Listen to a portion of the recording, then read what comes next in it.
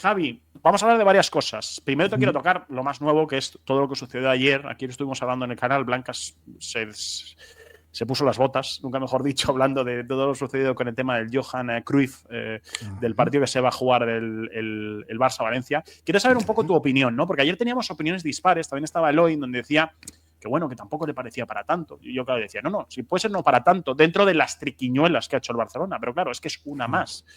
Da la sensación de que este equipo siempre, cuando se ve ahogado, siempre tiene una tabla de madera que le ponen para poder agarrarse, ¿no? Entonces, no sé cómo lo ves tú, lo que ha sucedido.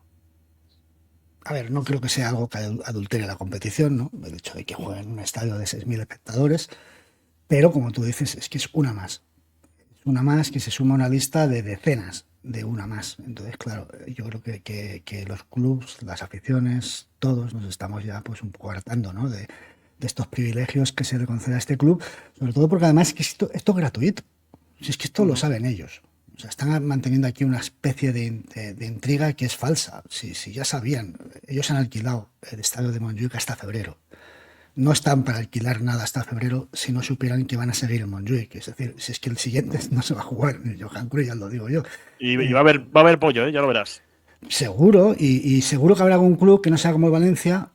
El siguiente es el Getafe, ojo, y que realmente reclame. Entonces, si se armará pollo, que no pasará nada, pero se armará lo de siempre. La verdad es que es una situación rara. Yo lo que siempre digo es que más allá de que no se adultere o no la competición, que tiene guasa que tengamos que medir, Javi, si esta vez sí se ha adulterado, ¿no? Es como Claro. que tenemos que aguantar que en otras situaciones parezca o dé la sensación, o yo creo que se ha adulterado la competición, como pasó en Vallecas, ¿no? Con esos casualmente 10 minutos que no hubo VAR, que eso a mí sí me parece una adulteración de la competición absolutamente, ¿no? Pero no solo, no hablo en el Real Madrid, hablo del resto de clubes de Liga o el propio Rayo, que a lo mejor llega, siempre pongo el ejemplo, llega a la última jornada, le faltan 2 puntos, ¿dónde los perdió? En un penalti que no tuvo las mismas reglas que el resto, y eso creo que es tremendo.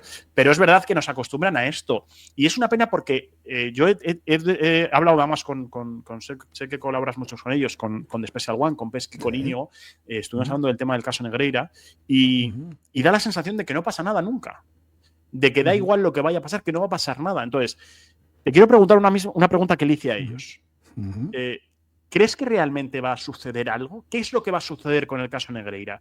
¿En dónde crees que va a acabar esto? Y sé que esta pregunta te la hace un chico que trabaja en un medio, que siempre la gente me echa la bronca, como si yo tuviera la potestad de poder dirigir portadas o dirigir medios de comunicación a mi antojo. Claro. Yo hago mi guerra por mi cuenta, evidentemente, lo que yo hago, pero te pregunto, ¿en qué crees que va a quedar todo esto? Pues fíjate, yo he trabajado este tema muchísimo, en profundidad, en detalle, desde el día que surgió, y yo estaba convencido, hasta hace muy poco, estaba convencido de que se les va a condenar, o se les iba a condenar, ¿vale? Estaba convencido básicamente porque es que tú sigues el sumario, si lo has leído todo lo que se ha publicado por parte del juez, de la Guardia Civil, del informe, de los sumarios de la propia audiencia provincial, a los recursos de las partes, si lo lees todo, es que es 1 más 1, 2. Si lees la legislación española, si sabes todo, dices, pero ¿dónde está? O sea, ¿dónde está incluso te planteas cómo pueden escaparse de esta? Es que no ves solución, dices, ¿por dónde van a salirse? Y aún así, ahora empiezo a tener dudas, pero por una cuestión, y es que, aunque para mí está ya aprobado, ya hay suficientes argumentos para que tengan una condena en vía judicial, no veo a ninguna parte, a ningún actor del fútbol español o de España, porque ahí incluyo al gobierno, a la clase política en general, no veo a ningún actor que le interese que el Barcelona sufra lo que debe sufrir, que es, bueno, lo dijo Tebas, un descenso administrativo cuando menos. Es decir, la cuestión ya no es si está aprobado o no. La cuestión es, como dijo Tebas, hasta en 3 medios y bastante solventes, creo que uno fue Mundo Deportivo, otro fue En el Mundo, otro creo que fue El Español. Si el Barcelona hoy les pillan haciendo esos pagos, si les pillan hoy, si no está prescrito, el Barcelona mañana está descendido. O sea, mañana el Barcelona ya no sigue la competición. Ya el que viene juega en primera ref, no en segunda, en primera ref. Administrativamente no se puede hacer lo que hicieron. ¿Qué pasa? Que está prescrito. Y entonces ya tienen que ir a la vía judicial y juzgarlos judicialmente, penal, según la ley penal española, no según la ley deportiva. Pero es que lo prescribieron. Es que de verdad, que es que tú ves el relato de los acontecimientos y es para echarse las manos a la cabeza. Entonces, la cuestión, claro, entiendo lo que te dicen, a veces no a ti, pero tú no eres culpable de nada. ¿Qué culpa No, tendrás? bueno, que yo acepto, que yo también tendré mis errores y mis cosas, pero bueno, que es muchas veces que me pide Sí, a pero mí. bueno, pero ¿qué Como te, o sea, los titulares de As. Oye, oye, Rubén, claro, ¿por qué? tendrás Y yo, pues, digo, yo, ¿qué que quieres que te esas, diga? Pues, Rubén, son todos. ya, Si la cuestión es por qué se ha blindado por qué se ha mirado a otro lado o no se ha dado la trascendencia. El presidente de la UEFA dijo, este es el caso más grave de la historia del fútbol. El presidente de la UEFA. Entonces, ¿cómo se ha pasado por alto por todo esto? Porque 2 años después hay gente que te dice, oye, con lo de Negreira, qué pesados, pero ¿cómo? ¿Qué pesados? Si esto, lo del Calchópolis, que se descendió a una no, no, Juve, juego de niños, lo es dije, un al juego lado. de niños, es que fueron 2 años, es que aquí hablamos 17 no prescritos, pero son 23, 24 más o menos. Pero ¿cómo se va a atender así mediáticamente como se ha atendido, que es pues así a la ligera? O intentando ver que no hay nada. Ya hay lo suficiente como para que sean condenados. Entonces, a partir de ahí, cualquier situación arbitral que se plantee está viciada por este acontecimiento. O sea, no se puede arreglar el tema arbitral si el Barcelona no sufre una condena como es debido. Es que no se puede. Uh-huh. Y no sé si fuiste tú el que lo comentó, es que ya en este caso me pierdo porque se habla mucho. ¿No puede entrar la UEFA o la FIFA de alguna manera en este caso? A ver, claro, es que hay una cuestión y es. En el momento en que surge el día que surge en febrero, el 23 de febrero del 2023, se hace público el caso. Uh-huh. Y fíjate que lo primero que dicen todas las partes, corren a decirte, ha sucedido esto, qué escándalo, pero está prescrito. Todas las partes sabían que estaba prescrito. A Tebas lo pillan en pura aventura, dice que está escandalizado, que está alucinando, pero bueno, ya prescrito. Ya tenía todo el análisis jurídico sobre la prescripción del caso. Lo sabían todos. ¿Vale? Entonces, uno va viendo en la sucesión de los hechos, de cómo Hacienda está investigando al Barça. Esto ocurre en el año 2019, como en el año 2021, en febrero, reciben la primera notificación del Barça de, oye, os estamos investigando, os requerimos para unas testificales. Febrero del 2021, unas semanas después, Laporta entra al Barça como presidente, es nombrado. Unas semanas después, Albert Soler sale del Barça. Unas semanas después, Albert Soler entra como director del Consejo Superior de Deporte y apenas quedan 2 meses, más o menos, no sé las cifras, pero más o menos, unos 2 meses para que el caso prescriba. Hay quien dice, bueno, Albert Soler entró para cambiar la ley, la ley. No entró por eso, porque al Barça se le juzga por la ley del momento en que se produjo los hechos, que era la que era.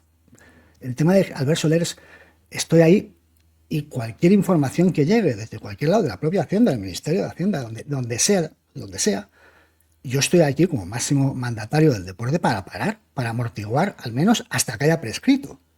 Prescribe en junio del 2021, mes y medio después.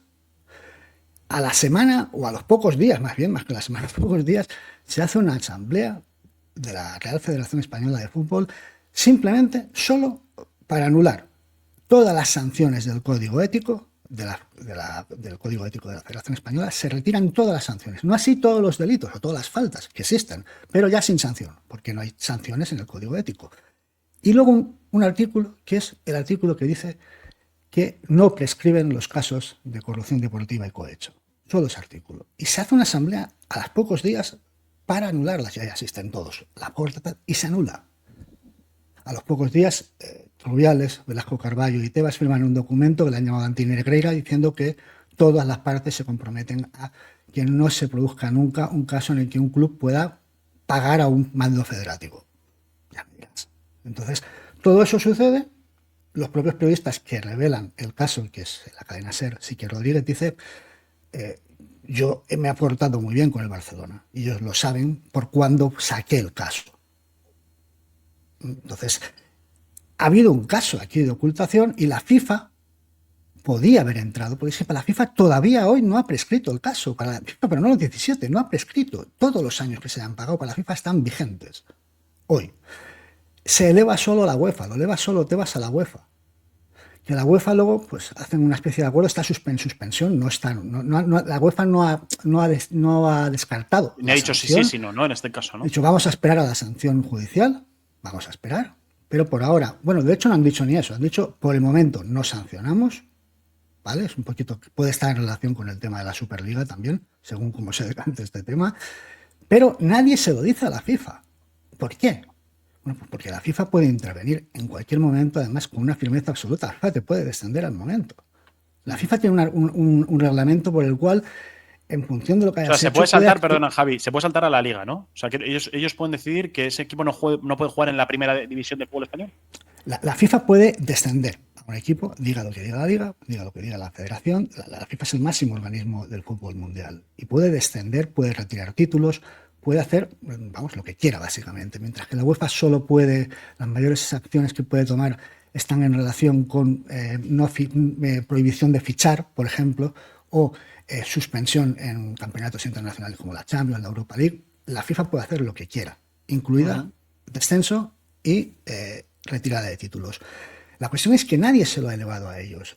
Cuando a Tebas le han preguntado, dice, bueno, no se lo hemos dicho a la FIFA porque en caso de que haya condena judicial, pues la Federación Española, por normativa de la ley del deporte, está obligada a informar a la FIFA. Y entonces ya sí, lo tendrán su dossier en la mesa y tendrá que juzgarlo.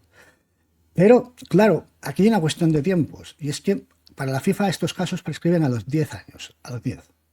Después desde el último cobro, 2018. Por lo tanto, junio de 2018, quedan 10 años. En 2028, en junio, se acabó la prescripción también de la FIFA. ¿Vale? Vamos ya empezando a ir justos, ¿eh? Por lo tanto, claro, ¿por qué no ha elevado nadie ya? ¿Por qué nadie se lo ha elevado al despacho de la FIFA para que la FIFA entre? Cuando la FIFA tuvo un papel capital en el Calciópolis, porque la Federación Italiana estaba pasando de puntillas y no iba a sancionar a nadie. Y es la FIFA la que entra y dice, ¿cómo? Que no vas a sancionar a nadie después de lo que ha pasado. Y es la FIFA la que fiscaliza a la Federación y le obliga a tomar cartas en el asunto. ¿Por qué nadie ha elevado el caso a la FIFA? Porque nadie quiere que pase nada. Incluido Real Madrid. Nadie. Eso te iba a decir, que yo creo que aquí que es todos claro. en este. Porque quizás la pregunta es esa, Javi. No sé si veamos en un imaginario, que no va a pasar, desciende el Barça, ¿vale? Descienden en primera ref, que es lo que nos has explicado tú, que me parece que además está muy bien explicado lo que tendría que pasar. ¿Cómo afecta esto? ¿Crees que le afecta tanto al Real Madrid? Segundo, ¿afecta tanto al nivel de la Liga? Y tercero, ¿afecta tanto, por ejemplo, en Europa, que el Barcelona no esté en primera división? Digo Barcelona, que no quiero... vamos a intentar no centrarnos en aficiones, en pasión de fútbol. Vamos a poner en este caso un equipo de España, que es muy importante, que es el Fútbol Club Barcelona.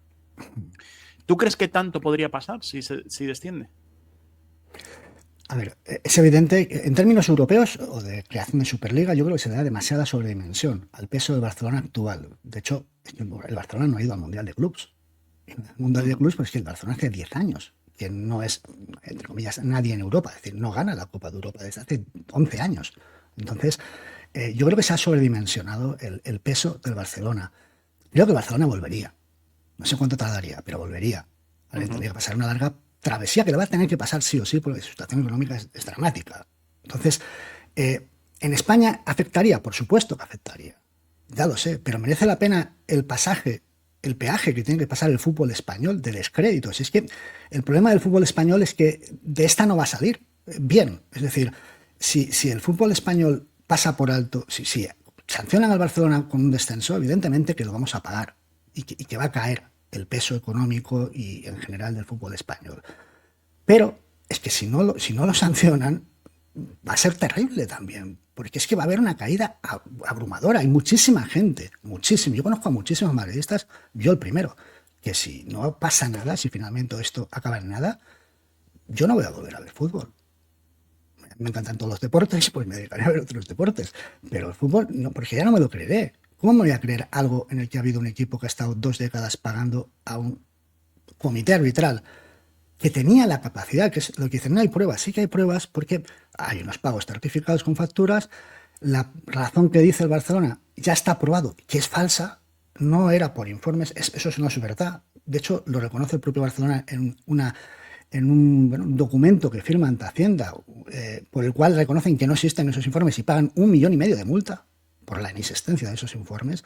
Desde entonces pero un momento, Javi, es que esto se me llama mucho la atención, perdón que te corte. Es que yo esto no, fíjate que, o sea, yo me dedico a esto, pero bueno, mi labor en AS es otra. Yo al final me encargo de presentar directos y de tal. Sí, lo entiendo. O sea, toda la parafernalia que hace Laporta con unas cajas y unos informes que podría haber hecho mi prima La Coja. Es falso. Pero uno de los últimos escritos del juez Aguirre es regañando al Barcelona, en este caso a su presidente, porque claro, el juez le está requiriendo los informes, la Guardia Civil le están requiriendo los informes. Ellos entregan unos informes del hijo de Javier Enríquez que le hace al Barcelona durante 3 años. En labor estamos hablando de 23 años, vale, 17, dejémoslo en los que están sujetos a no prescripción, 17 años. El hijo solo hace informes durante 3 años. Y esos informes que hace el hijo son, por otra vía, a un directivo del Barcelona y pagados de una forma exagerada también, pero al hijo. No tienen nada, absolutamente nada que ver con los 8,3 millones de José María Enríquez Negreira. Esos 8,3 no están sustentados ni en un papel, ni en una hoja. No hay absolutamente nada. Y uno de los últimos escritos del juez Aguirre está riñendo a Barcelona diciéndole, hagan el favor de si, como están diciendo en los medios, tienen realmente un informe, háganoslo, transmítanoslo, entréguenoslo, porque no nos han dado absolutamente nada. Está demostrado por el Barcelona, en la época Bartomeu, que firmaron un acta de conformidad en Hacienda conforme no existían esos informes, que no habían informes. Esos pagos no estaban sujetos a ningún soporte documental. El propio Negreira dice que no hizo un documento, ni entregó un documento ni él ni su hijo, en nombre suyo de su empresa, en relación a esos pagos. Se los ha inventado. Entonces, hay unos pagos. La razón que dice Barcelona es falsa. Existe, probado, una clara evidencia de ocultación de los pagos. No los conocía el tesorero, no los conocía el vicepresidente económico, no los conocía el director. Los propios entrenadores que lo reconocen. Ni los entrenadores, pero incluso los que tienen que estar al tanto de pagos de esa dimensión, el jefe de compliance, el jefe de tesorería, el vicepresidente, no lo conocía nadie, solo los presidentes y los directores generales, Albert Soler, por ejemplo. Ya está, no lo conocía nadie. Y luego el sistema de pago también es de una forma pues un poco barroca para intentar que no llegue. Claro, dicen, ¿por qué entonces lo declaran Hacienda? Porque ya hay un momento en que ya se sienten impunes y dicen, bueno, pues vamos a desgravarlos, pero ya después de 23 años. Pero la tercera razón es que la Guardia Civil dice que hay un sistema corrupto en España. Y el juez Aguirre se suma a esa tesis. ¿Y por qué dicen que hay un sistema corrupto? Pues el sistema corrupto consiste en una organización del CTA que existe desde el año 2005, después de aquellas pocas semanas después de la victoria de Villar ante Gerardo González, las famosas elecciones aquellas que gana gracias a Gaspar y Laporta y que, bueno, pues que producen un trasvase, y es ahí donde triplica el sueldo Laporta a Negreira y bueno, pues a partir de ahí se produce un efecto de me he ido un poco, pero pues, sí, no, es que son mucha información. Claro, que te estoy preguntando por mucho y me estás haciendo un resumen muy grande, o sea, muy corto de muchas cosas, así que no te preocupes. Sí. Pero vamos, en síntesis, lo que te quería decir es que el Barcelona, aparte de que no ha entregado un informe, de que ha intentado ocultarlo y de que ha hecho unos pagos, hay acreditado que hay un sistema corrupto que es un CTA que puede decidir sobre quién gana 400.000 euros y quién gana 100.000 euros en el cuerpo arbitral, es decir, quién se queda en primera y quién baja a segunda, en base a decisiones de 3 personas, decisiones que nadie conoce, decisiones que no se argumentan, que no se ponen en ningún registro jamás, decisiones que están bunkerizadas, se las quedan ellos y por lo tanto ellos tienen un poder que tiene un valor económico brutal. ¿Y en qué consiste la corrupción? Porque claro, todos los árbitros han negado que ellos hayan jamás cedido, pero todos, incluido Iturralde, han reconocido que la presión era bestial. ¿Por qué? Porque te llamaba Negreira y te decía cada mes, oye, vas así, ojo. Claro, si a ti te dicen eso, oye, espabila, que no te vemos bien, estás en la parte de abajo y tú has hecho un arbitraje, pongamos que has beneficiado al Real Madrid, a ti como árbitro no le tienen que dar ninguna orden, ya sabes de qué va eso.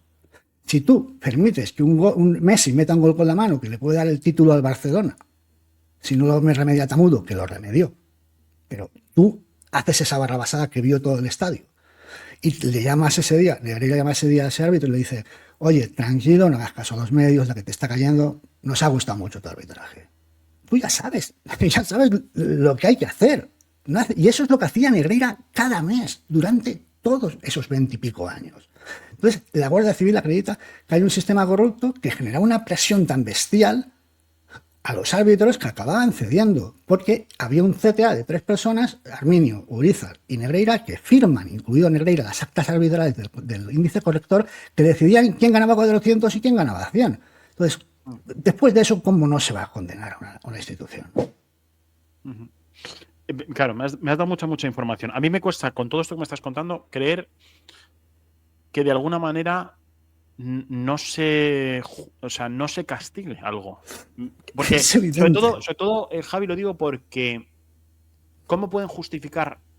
O sea, vamos a ponernos en el que no le castigan. ¿Cómo justifican que no castigan a un equipo que tiene un negocio con un hombre que hace de juez de una competición? O sea, quiero decir, yo siempre pongo el ejemplo de que si yo me querello con alguien, imagínate que tú y yo tenemos un litigio, no esperemos que no, nunca, tampoco soy de esas cosas, pero tú imagínate que tenemos uno, y tú te enteras que yo tengo un negocio a medias, una tienda de helados, con el señor que lleva o sea, ya solo eso, a mí ya solo eso me parece sancionable. ¿Cómo crees que pueden justificar eso? ¿Hay alguna manera? ¿O simplemente estás expectante de decir, a ver qué va a pasar, ¿no? Porque no tiene salida, no parece que haya ninguna rendija por donde se puedan escapar. Claro. Por eso te decía que lo tenían muy complicado a nivel judicial, porque recordemos que el delito de corrupción deportiva es de mera actividad. ¿Qué significa esto? Significa que no requiere que se haya consumado el hecho. Es decir, si tú pagas a alguien para que robe, no hace falta que robe. Le has pagado para que robe. Y eso ya es el delito, es como si lo hubiera robado. Como si lo hubiera robado. Aquí es lo mismo, es un delito de mera actividad. No hace falta que se consume la alteración. Que no estoy negando que no se produjese esa alteración, ¿eh? Ahí están las discusiones estadísticas. Estamos poniendo en la base. Claro, estoy diciendo que el Barça es culpable de corrupción deportiva si se demuestra que pagaba para adulterar la competición. Y el hecho es que están comprobados unos pagos a una persona que se ha acreditado, por más que nos digan que era un florero. Si es un florero, tú no lo echas después de 23 años de pago el día, pues es que lo echan, cesan la relación el día que abandona el cargo. No los dejas ese día. Si es un asesor, sigues con él. Claro, lo echan el día. Por tanto, su relación estaba en relación al cargo. Por lo tanto, de florero nada. Tenía una importancia capital. Por eso, ¿qué pueden hacer? Pues básicamente pueden hacer dos cosas. A ver, por un lado, recurrir a las tretas judiciales procesales. Por ejemplo, una vía, pasa que los expertos me dicen que lo tienen muy complicado, pero una vía sería lo que se llama el numerus clausus. Hay una normativa en la ley judicial española penal que dice que la corrupción deportiva solo la pueden cometer una serie de personas. Un numerus clausus es un grupo de actores que pueden cometerlo.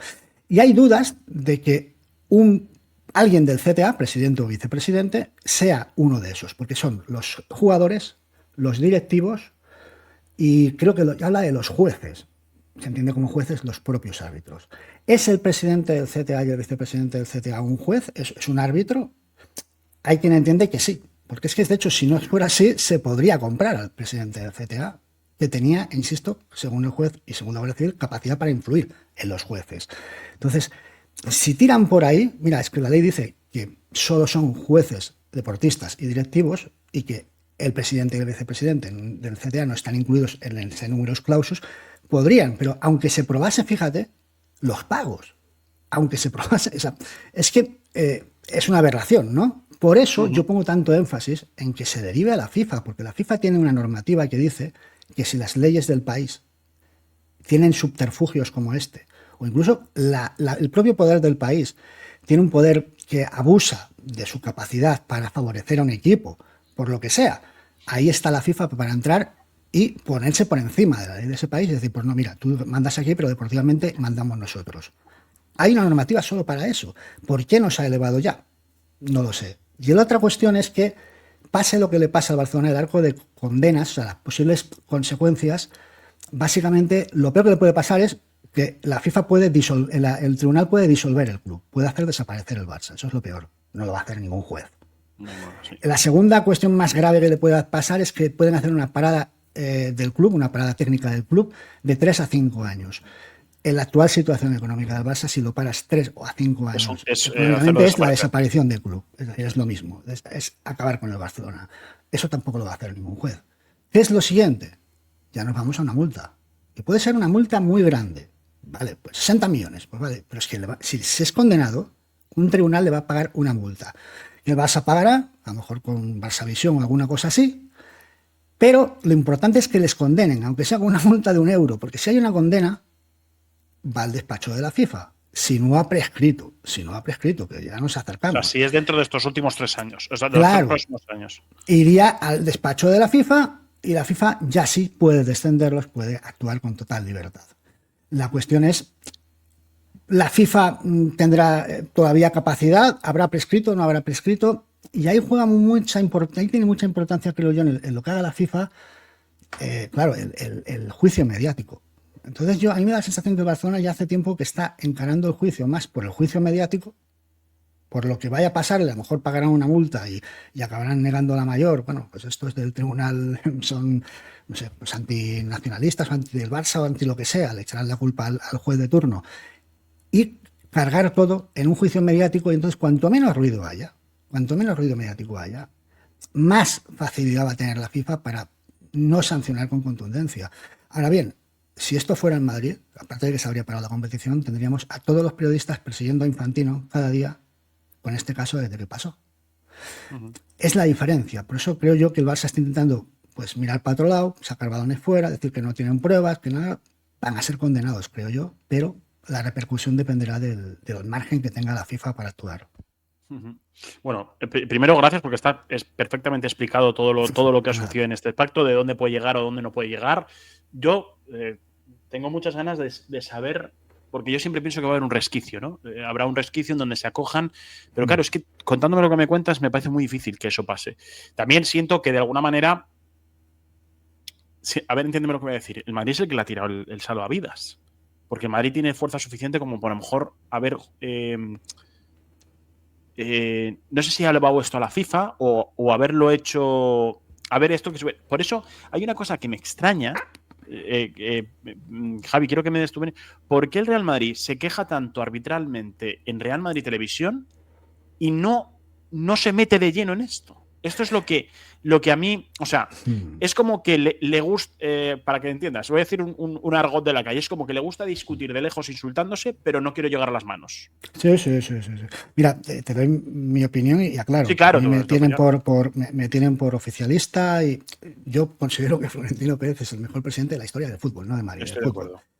Pero en esto yo no estoy de acuerdo con él. Entonces, no estoy de acuerdo porque yo antepongo, hay gente que me dice, claro, pero es que si el Barça se cae el fútbol español, se cae la Superliga, se cae aquí todas las soluciones, nos lleva todos por delante. Yo creo un poco van por ahí los tiros. Entonces, yo pienso que antes que pensar en títulos hay que pensar en la dignidad y en la honradez. Si no se te las quiere más antibarcelonista que madridista, no, de verdad que no. Que yo quiero, ojalá tengamos un día un fútbol en el que tú puedas estar al lado de un aficionado con la camiseta del Barça aquí, otro del Atleti, y podamos estar de coña todos viendo el fútbol, ojalá. A mí me gustaría verlo como en la NBA, ¿vale? Entonces no es por eso. Pero pienso que Florentino no es que idealizó, él ha comprobado cuando llega al club, en un club en ruinas y en una situación de adversidad frente a países más poderosos económicamente, con más población, con una cultura del pago que no tenemos aquí, él comprueba cómo el club se mundializa, se globaliza a la par que el Barcelona en un enfrentamiento bestial que vivimos como no hemos vivido nunca. Ese Mourinho, Guardiola, ese Messi, Cristiano. Se vive algo que multiplica las aficiones del Madrid y Barcelona por todo el planeta.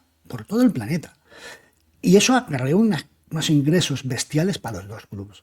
Entonces él ve cómo consigue, en una situación de adversidad, frente a la Premier o a la Liga Alemana o a la Italiana, cómo consiguen pasarlos por la derecha como motos gracias a ese duelo. Y creo que él tiene en su interior eso, que el Barcelona es un activo para el Madrid. También te digo que el Barcelona no haría esto con el Madrid, aunque en esta situación se dé, seguro, iría por nosotros. Pero Florentino creo que lo tiene pensado así. Y cuando él dice, es que el Barcelona me interesa un Barça fuerte, es que lo dice en serio. A mí me consta que lo dice en serio, por las conversaciones que sé que ha tenido en privado, sé que lo dice en serio. Que él tiene la idea de que el Barça no se puede caer. Entonces, si tú estás personado en un juicio como este, de esta gravedad, yo dudo que el Madrid pueda vaya a hacer la fuerza máxima porque tampoco le interesa que el Barça se caiga, básicamente. Entonces yo creo que el Madrid está empujando más por el tema de lo que es la corrupción arbitral. Ese CTA que, a mi opinión, no ha cambiado gran cosa la situación, porque sigue habiendo, todavía no sabemos, no hay transparencia. Es decir, hoy en día, a pesar de la reforma esta que ha hecho Francisco Soto... No, las primeras 3 jornadas son dantescas, ¿eh? Claro, pero es que no, ¿dónde está la transparencia? Nos han dicho, va a ser transparente. Transparencia significa, uno, que tú sabes como aficionado, yo soy muy aficionado al baloncesto y a la NBA.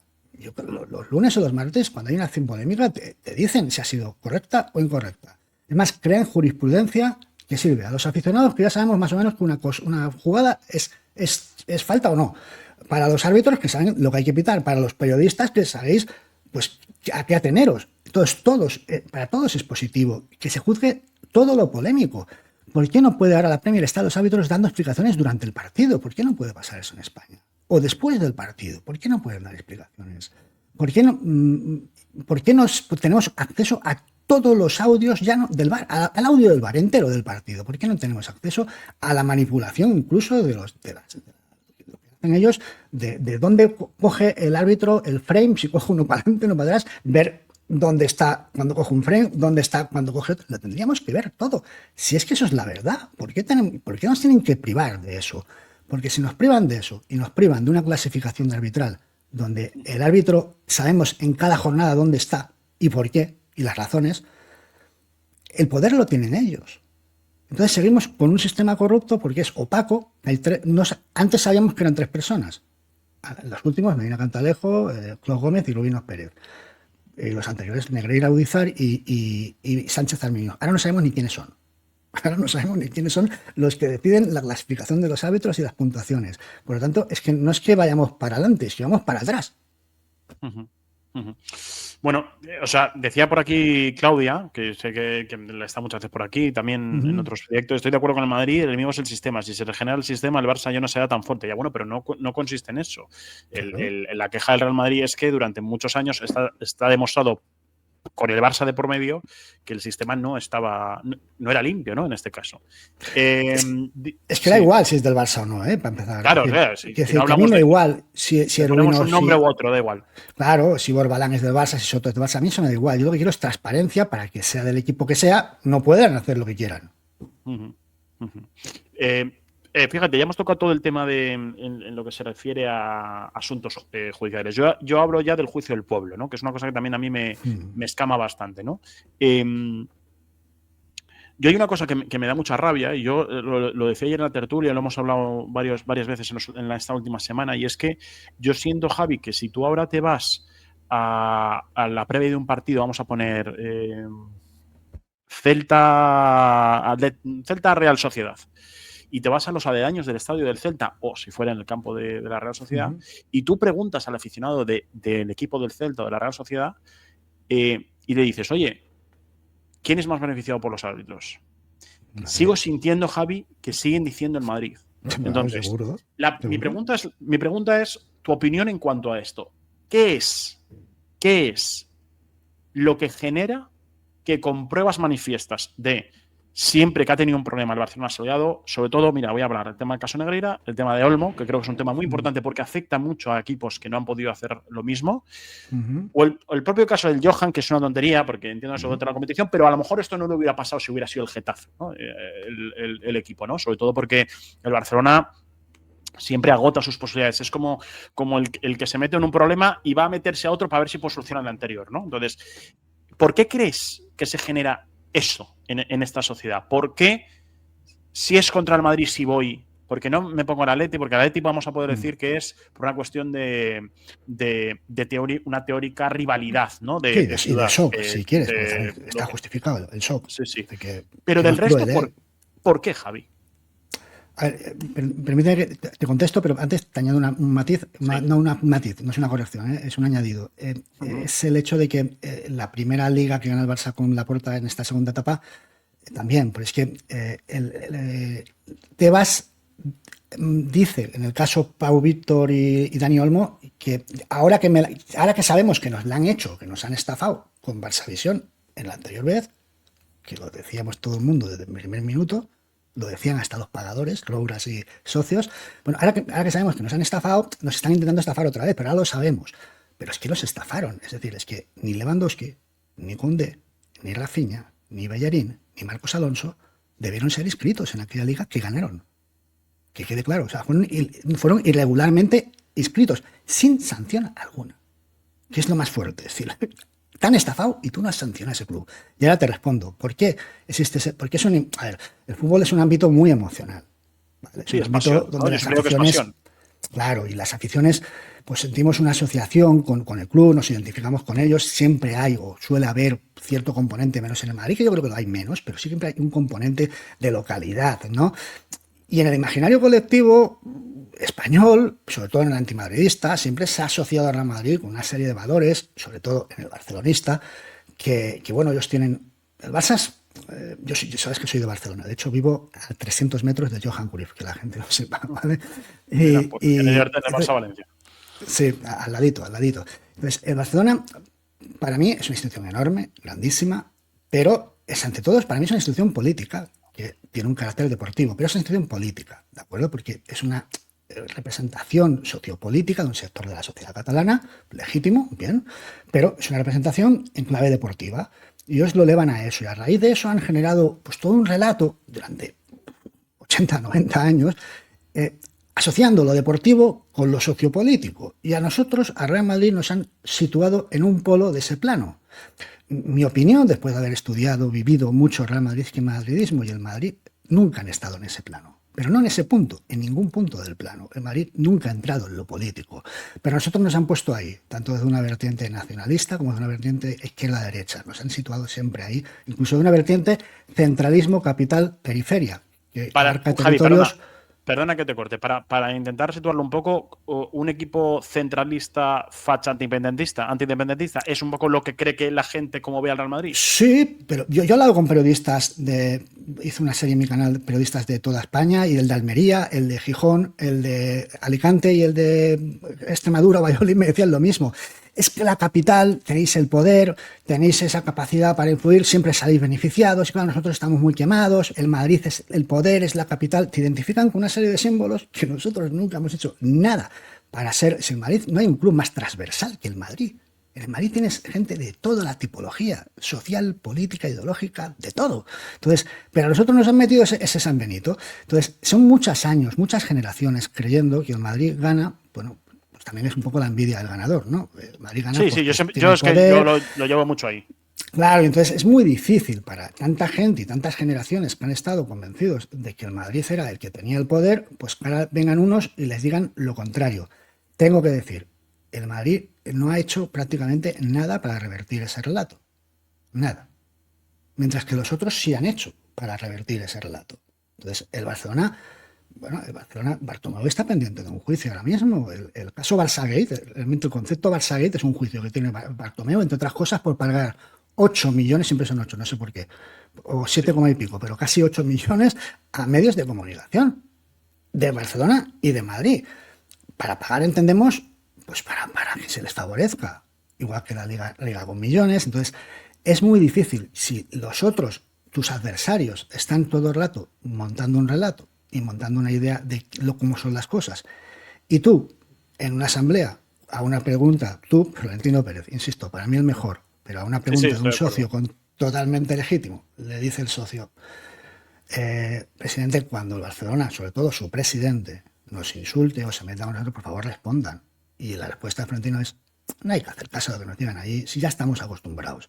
Si esa es la respuesta del Madrid, es el silencio. Si el Madrid no tiene voz, el Madrid no tiene voz. No, nadie, tú preguntas, ¿quién habla por el Madrid? No sabes identificar a una persona. No hay nadie, no hay un portavoz butragueño, pero Butragueño no es un portavoz, es el director o el presidente institucional del club, el que representa entre las instituciones, no es un portavoz, no hay una voz. No hay una voz que diga hacia dónde va el club, la posición del club en cada situación. No la hay. Entonces, si el Madrid no tiene voz y los otros son miles de voces apuntándote a ti, pues pasa lo que le ha pasado a Vinicius, que al final convierte en cualquier realidad paralela en la realidad. Y la realidad, pues es una farsa para ellos. Yo es que yo asemejo mucho todo lo que pasó con Vinicius con todo este tema, incluso con el de Negreira. O sea, creo que es el claro ejemplo. Ir contra un jugador porque sí, no por lo que deje o deja. Mira, si es que es una tontería, pero esta semana, bueno, la semana que pasó lo del campo del Oviedo, donde le insultan a un jugador porque sí, porque no había jugado nunca contra la afición del Real Oviedo y le insultan, se le da mucho protagonismo a un gesto que te puede gustar más o menos y que si yo fuera amigo de Vinicius le diría, oye, pues mira, si lo mejor es no contestar, si es que es lo que más jode. Si ellos lo que buscan es que contestes, ¿no? Entonces, más allá de eso, que el tío está contestando una provocación, ¿eh? No es que provoque, es que está contestando una provocación.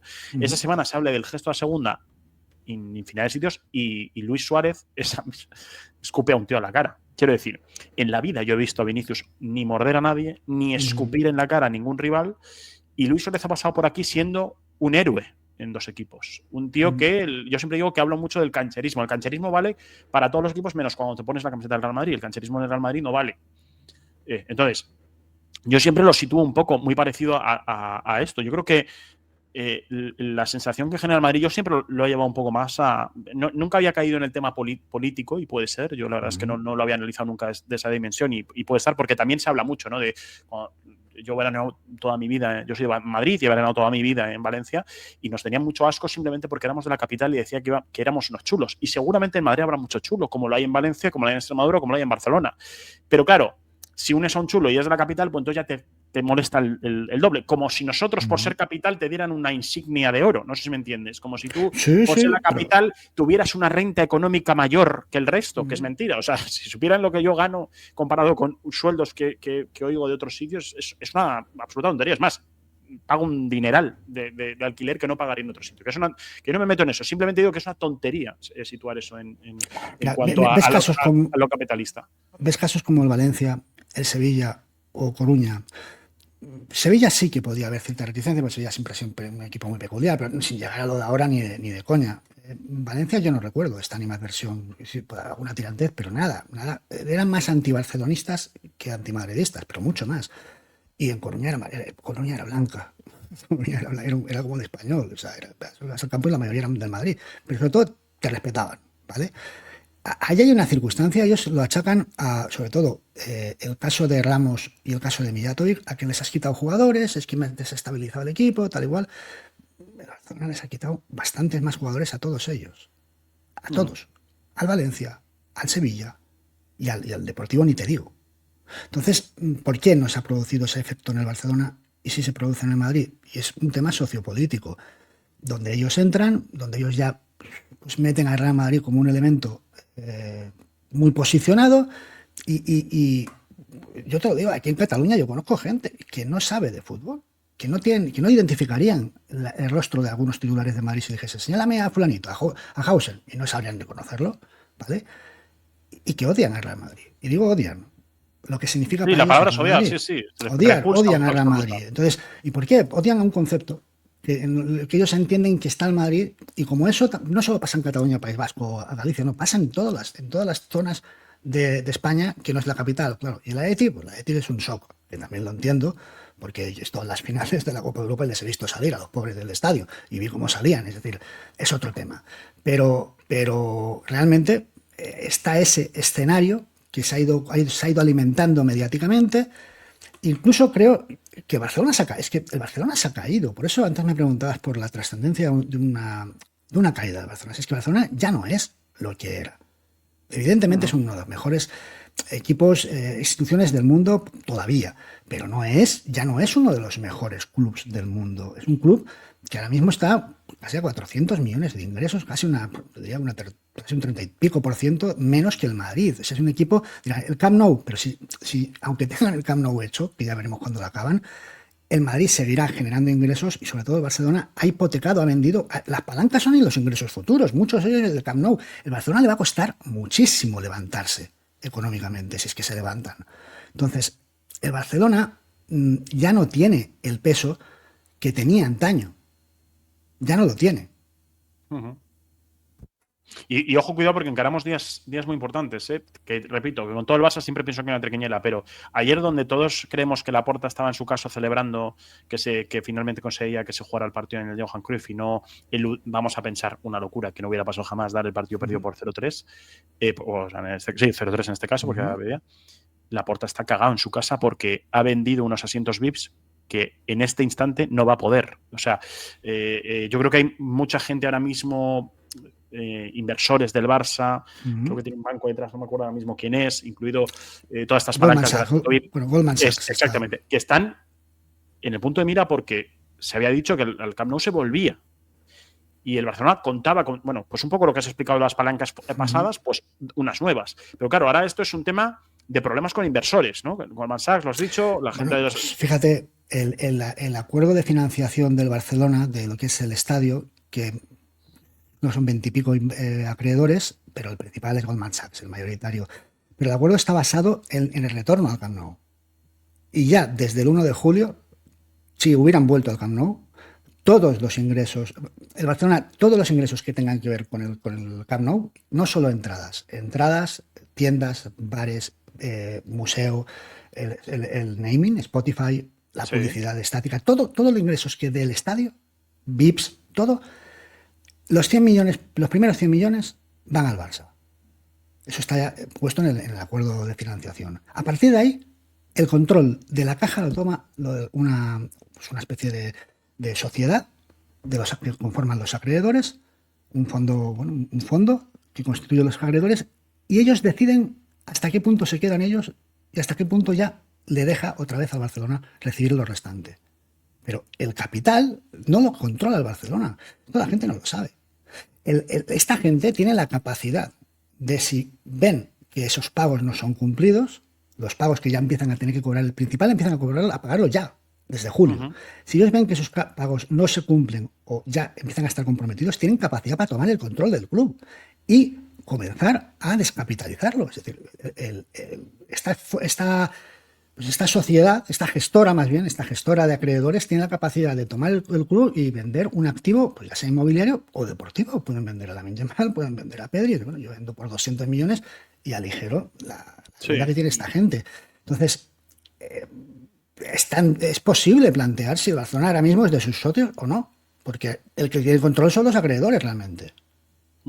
Es un control ficticio, no tienen los socios ya no tienen casi decisión, ¿no? Porque al final, como las decisiones importantes por la deuda que tienen la van a tomar toda esta gente, ¿no? Que está detrás económicamente, que respalda económicamente al club, ¿no? Entre la deuda convencional, como el que es director de una empresa, pero tiene su empresa vendida de alguna manera en acciones a otros lados y que al final son ellos que te dicen, oye, esto no puede continuar así, ¿no? Exacto, pero con capacidad de intervenir como lo podría hacer un administrador judicial, en base al contrato de financiación. Entre lo que deben por el estadio, los intereses de lo que deben por el estadio y la otra deuda del club, el Barça debe más de 4.000 millones. Hay un directivo del Barça que es una eminencia económica, Llopis, que decía que es impagable. Eso directamente no se puede pagar. Si el Madrid es el club que más beneficios ha sacado el año pasado de toda España, y son 15 millones creo que hemos sacado, pues imaginaos. Es decir, el Barça yo no sé cuántos años lleva sin palancas, sin sacar beneficios. Pero si sacará 15, sacará 10, sacará 20. ¿Cómo te quitas 4.000 millones? Es que es imposible. No, es imposible. Es imposible quitarse esa deuda. Entonces, es dar pelotazos. Es una huida hacia adelante constante, ¿no, Pepe? Perdón, exacto. Javi. Es una huida hacia adelante constantemente. En vez de haber decidido hace... vamos a quitar... venga, no voy a pensar en el caso Negreira, que es muy importante, pero bueno, así. Hace 4 o 5 años, es decir, vendo activos, durante un tiempo no lucho por los títulos, no entro o intento entrar en Europa para hacerse un equipo modo Athletic Club que puede entrar en Champions, no entrar en Champions. Hacer eso, no luchar por el título, esa era la decisión que tenía que haber tomado hace guay, porque a lo mejor ahora habría aligerado mucho esa deuda y a lo mejor podría competir contra Real Madrid, que hubiera sido complicado, no digo que no, porque al final si hubiera vendido sus activos es muy complicado, pero si algo ha demostrado el Barcelona es que su trabajo en la cantera no ha sido malo, quiero decir, podría haber tirado de la cantera como lo ha estado haciendo, ¿no? Bueno, escucha, Javi, apúntame una cosa más porque quiero preguntarte una cosa más y sé que te vas a 10 10 minutos. Bueno, primero decirle a la gente que gracias a todos los que estéis, se están poniendo un montón de comentarios, incluso han podido por aquí, sí, el Twitter de Collins es Pepe Collins, lo tiene por ahí, creo, en mira, lo ha puesto por aquí para que lo tengáis, ¿vale? Evidentemente es infinitamente su canal, mucho más importante que el mío. Os invito a que si no lo conocéis, id al canal, es absolutamente increíble. De esas personas que te apetece escuchar simplemente, aunque sea yendo en el coche en modo podcast, pero como siempre digo, toda la gente que nos estéis viendo ahora mismo en directo o vaya a ver este vídeo bajo demanda, porque evidentemente compartir esta charla, la gente de Twitch darle a seguir, los que no me sigáis, es absolutamente gratis, la gente de YouTube darle a like al vídeo, que siempre posiciona mejor, suscribiros los que no estéis suscritos, y si alguno quiere soltar alguna aportación con esos miembros o mandar algún superchat, siempre estaré agradecido, porque de alguna manera para poder también hacer crecer el canal necesitamos poder, oye, tener grandes personas aquí, y muchas veces también necesita de esto. Ojalá algún día pueda pagar a la gente que entra por aquí lo que se merece. Dicho esto, Javi, que seguramente es que todo se me queda. Quería preguntarte un poco, porque he visto que has hecho 2 vídeos diferentes sobre el futuro del Real Madrid. Has hablado del tema de la presidencia, del tema de la sociedad anónima deportiva, que yo cada vez que escucho esas palabras me entran sudores, ¿no? Porque siempre pienso que es como el principio y el fin, ¿no? Quiero preguntarte primero, creo que ya me lo has dicho más o menos, ¿qué te ha parecido Florentino en lo que se refiere al mandato en todos los puntos, desde todas las aristas? Pero más o menos me lo has contestado antes. ¿Y hacia dónde va este Real Madrid? Porque yo tengo muchísimo miedo, Javi, a la era post-Florentino. Yo siempre pienso que es como cuando Messi se va del Barça o cuando Simeone se vaya del Atlético de Madrid. Creo que va a ser un golpe fuerte para los clubes. Entonces, ¿qué crees que puede pasar en una era post-Florentino? ¿Quién va a poder hacerse cargo de un proyecto tan increíble como el que ha generado Florentino? ¿Hacia dónde vamos? ¿La Superliga va a seguir siendo un esquema? ¿Qué va a pasar con el Real Madrid? Bueno, difícil saber, claro, no pitonizo no soy, pero… son opiniones. Sí. Pero, bueno, ¿dónde la ha dejado Florentino? Todo el mundo lo sabe. Florentino llega al club con el club prácticamente ya sociedad anónima, o sea, quebrado, y ya a punto de convertirse en sociedad anónima, y lo salva de eso. Lo salva, pero no solo lo salva, sino que lo convierte en la mayor máquina de hacer dinero del mundo del fútbol, sin ser sociedad anónima. Y coloca la marca Real Madrid en lo más alto del deporte mundial, no del fútbol, del deporte mundial.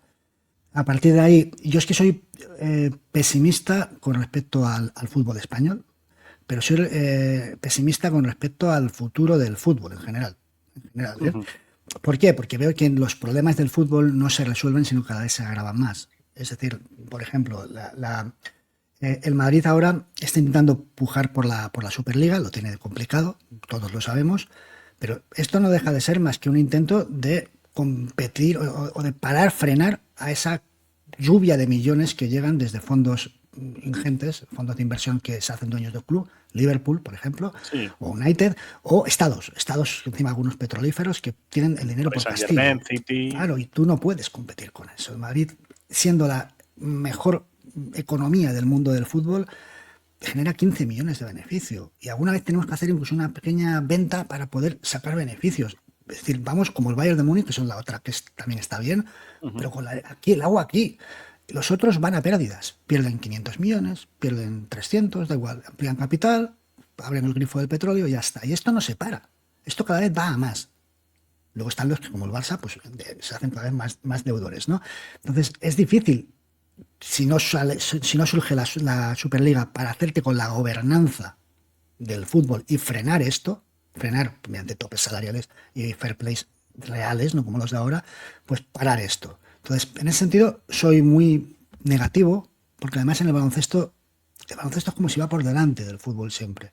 Y ya hemos vivido todo esto. Entonces, en el baloncesto, por ejemplo, ya estamos viendo a equipos del Golfo Pérsico jugar la Copa de Europa. ¿Cierto? Yo vaticino que en un par de años veremos a equipos de Arabia Saudí o de Qatar, y de Qatar, jugando la Champions. Porque lo hemos vivido en el fútbol, en el básquet. Y el básquet va por delante del fútbol en todo, está yendo por delante en todo. De hecho, ellos han conseguido hacer incluso la Superliga. Y aún así han aparecido estos clubes que ya participan en las competiciones europeas. El fútbol está en una situación complicada por esa situación. En teoría, la Superliga es para hacerte con la gobernanza y tener el control y poder instaurar unas leyes de control regulatorias como las del deporte americano, que te impiden pues, tener un tope de salarios, un tope de gasto y ya está. Y de ahí no pasa nadie, por más dinero que tengas, pues te lo gastas en lo que quieras. En tu club no. Pero por ahora no se está consiguiendo eso. El futuro del Madrid con respecto a la sociedad anónima, yo entiendo a Florentino en este caso. O sea, yo entiendo también que es un riesgo porque te arriesgas que en algún momento algún fondo o algún estado pueda llegar a hacerse con el club. Pero lo de no hacerse sociedad anónima cada vez me parece más inviable. Para empezar, como decía Florentino en la asamblea, él habla de que es que el patrimonio nos lo están quitando. Y es verdad que la gente no lo sabe. El Madrid ya no es dueño no tiene dueño del control, por ejemplo, de sus derechos de televisión. El Madrid, la televisión, los ingresos no los vende el Madrid, no pone el precio el Madrid. Es una venta comunal que hace la Liga, Un paquete, que luego sí. reparte. Y te toca la parte que te toca. Pero el Madrid ya ha perdido el control sobre eso. Ha hecho 1000 juicios, ha llevado el caso a muchos tribunales y ha perdido. Porque hay una sentencia, una doctrina de la Unión Europea que habla del bien del fútbol, un bien común del fútbol, y entonces casi que aplica aquí, pues es una socialización. Y decía Florentino, ojo, porque Tebas, y esto es público, Tebas intentó meter una enmienda en la última ley del deporte, que al final no salió por los pelos, para apropiarse también de los derechos comerciales de los clubes. De los derechos comerciales, que es la principal vía de ingresos. Imaginaos que los derechos comerciales. Venta de camisetas, hablamos, ¿no? Perdón, todo, para hacerlo. claro, imagínate Todo, que se lo queda la Liga y la Liga luego reparte. ¿Por qué tienes que repartir tus derechos comerciales? Y entonces, al final no salió, pero no salió por los pelos. Y ahora está intentando, con presiones, y lo está diciendo Tebas en muchos sitios, quedarse con los premios internacionales. Es decir, lo que pueda ganar en Madrid en el Mundial de Clubs, en la Champions, por premios, que son cifras muy importantes, el Madrid y otros clubes. Se lo queda toda la Liga y lo repartimos. Está intentando quedarse con eso. Entonces Florentino dice, esto es el patrimonio de los del madridismo y del Madrid. Vamos a hacer una sociedad anónima porque ahora realmente los socios no son los dueños reales. Vamos a hacerlo los dueños reales porque es mucho más difícil legalmente quitárselo a un dueño real, patrimonio, que no a uno que es ficticio. Entonces vamos a hacerlo por eso. Y esa es la cuestión por la cual yo creo que al final se acabará haciendo. Pues me parece que está muy bien explicado porque yo jamás lo había entendido y visto así ya cuando me llegue la palabra de sociedad anónima deportiva lo veré de otra manera, muy posiblemente. No te quiero quitar más tiempo porque sé que tienes más cosas ahora a partir de un ratito y quiero darte las gracias, de verdad. Javi, me lo he pasado súper bien, se me ha hecho muy, muy corto. Esta es tu casa cuando tú quieras, estás invitadísimo. Seguramente en un tiempo te volveré a molestar porque es un gusto poder hablar contigo, así que gracias de corazón por haber estado aquí en este canal y que te seguiré escuchando, evidentemente, por tu canal. Pues también fue un placer para mí estar aquí contigo y poder charlar cuando tú quieras. Vale. Javi, un abrazo, cuídate mucho. Hasta luego. Chao. Cerramos esa charla que ha sido absolutamente espectacular con Javi.